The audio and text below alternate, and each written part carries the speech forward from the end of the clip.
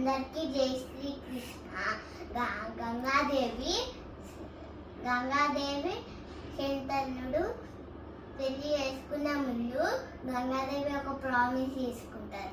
ఏం ప్రామిస్ అంటే, నేనేం చేసినా నువ్వు నాకు అడ్డు రావద్దు, నేనేం చేసినా నువ్వు నన్ను అడగద్దు అని ప్రామిస్ తీసుకుంటుంది.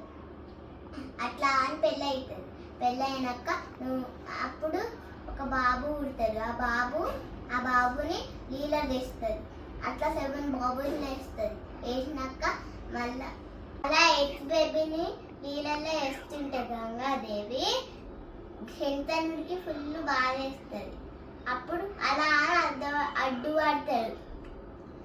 నీకు ముందే చెప్పిన కదా, నేనేం చేసినా నువ్వు నాకు అడ్డుపడద్దు, నేనేం చేసినా నువ్వు నాకు అడగొద్దు అని అట్లా అని చెప్పి వెళ్ళిపోతుంది.